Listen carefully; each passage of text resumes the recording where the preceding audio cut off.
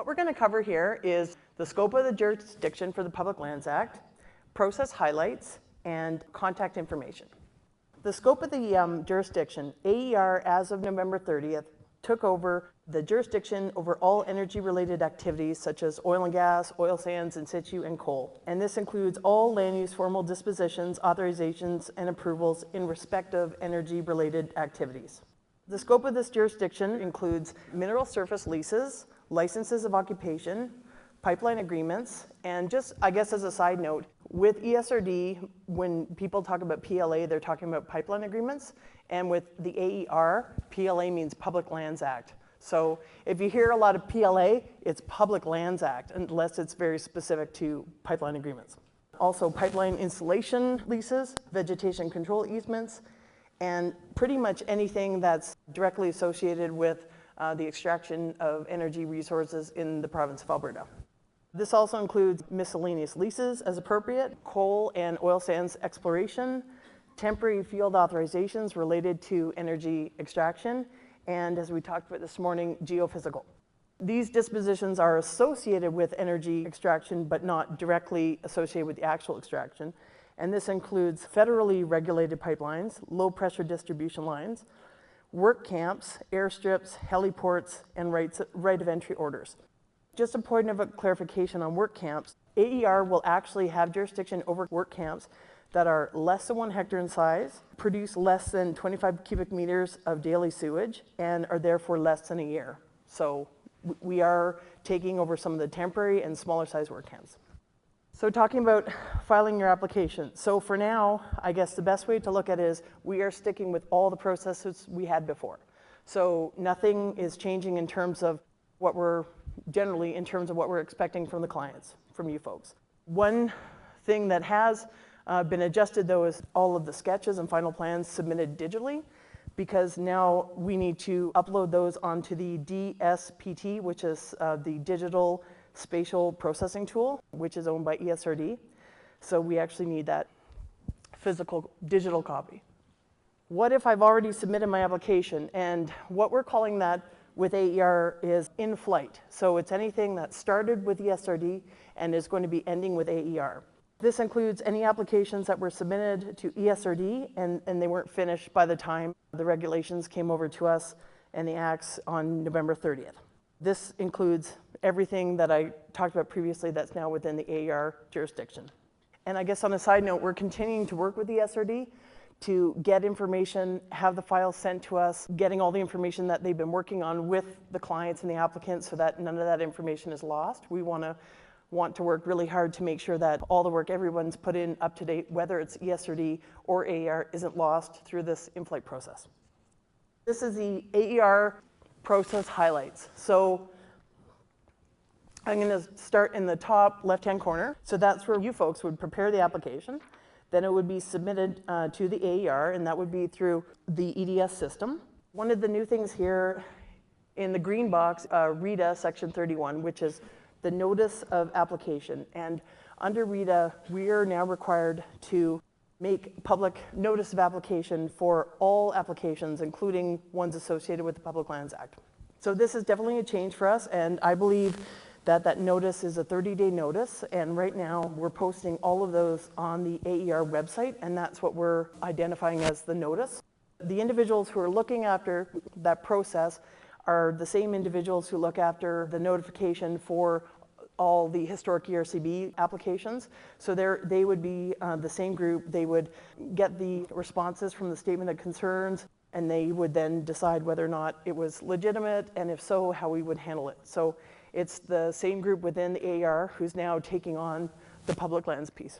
It goes to technical services, where they would conduct a review to ensure that everything is complete. So all the attachments are there, the boxes are filled in. They wouldn't actually identify whether or not it's filled in with the right stuff, but they would identify if it's actually complete. If there are deficiencies, then the application would be rejected. So if it's missing pieces or attachments, it would just go directly back and it would be considered rejected. We wouldn't hold on to it waiting for more information to come in from the client. If it is deemed to be complete, then it's to the field.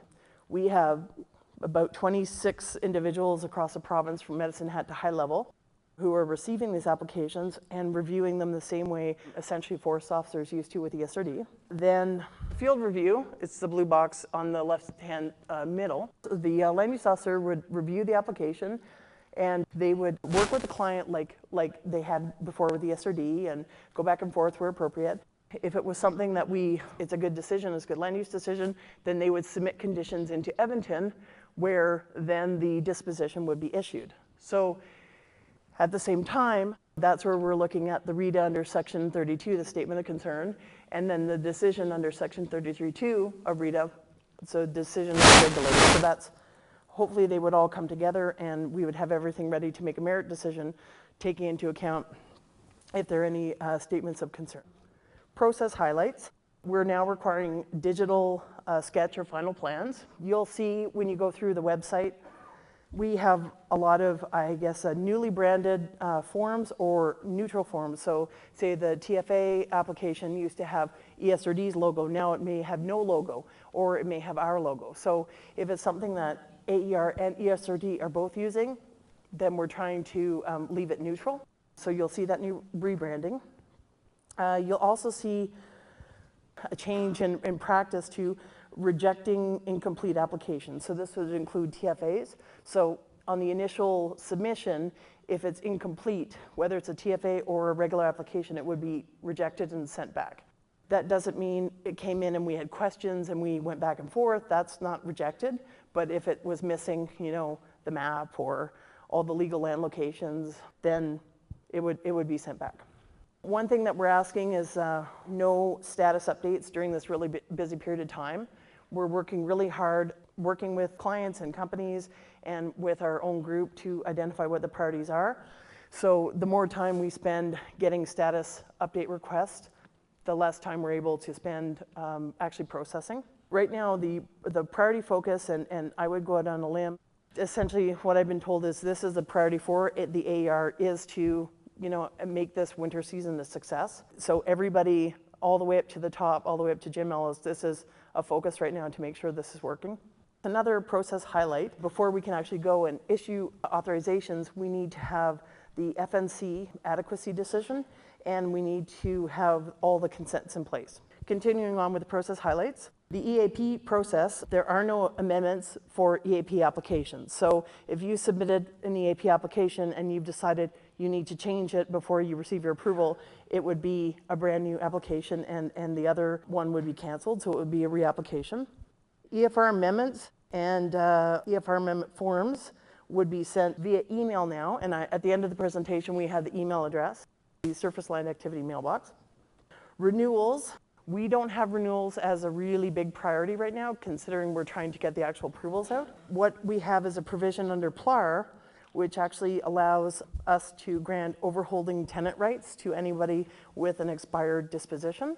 So you're able to be out there continuing your activities on a disposition where you've requested or been asked if you wanted a renewal until we get around to actually getting to that, because it can be a little bit labor intensive to do that, and we're focusing our priority on issuing new applications. We're looking at going on with almost identical to how it was done at ESRD for this winter. And then starting in early 2014, we're going to start what's called the transformation, which means taking everything from cradle to grave for these energy related activities and coming up with a meaningful and effective process for it. But until then, we're following this so that we don't have things slip through the cracks. So if you're here this morning, Doug talked a bit about this. So we have temporary field authorizations would be issued by the field. To contact the field, you would contact one of these 6 mailboxes, whichever one related to where your application or disposition was, and you would send it to them and they would act on it. Here's our map. So we have 6 regions, and these regions were identified by the AER before all of the work came over and before we hired up our field people. So these regions don't actually represent where the people are or where the work is. What we have is we have 6 of the 7 team leads are each manning one of the mailboxes. So Say down in the southern region, it would be Darren Britton out of Lethbridge who's manning it. Or in the northeast, it's Tom McMillan out of Fort McMurray who's manning it. So what's happening is anything that you submit, like a TFA, a request for extension for a key wildlife and biodiversity zone, timing, anything like that would go into these mailboxes, and then those team leads would distribute it appropriately within their group, or we have the ability to assist each other provincially. So we might have Darren helping with Tom with TFAs, for Fort McMurray. So we're trying to work as a big provincial team to identify all of the priorities and try to focus on getting the work out as quickly as possible. The first one is the aer Surface Activity Application mailbox, and this is for anything like assignments or amendments, so you'd send those things in there. For all your regular applications, it's obviously EDS.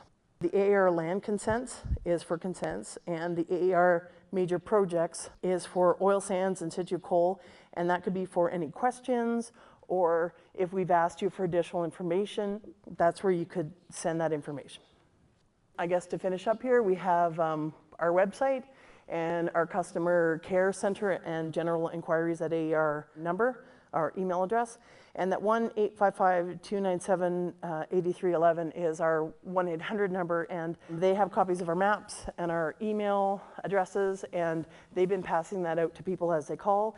And if people do go to them with questions, we're getting those messages. The senior advisors are getting those messages and getting back to people and getting answers. So you really can feel free to contact that 1-800 number, and it is coming directly to us.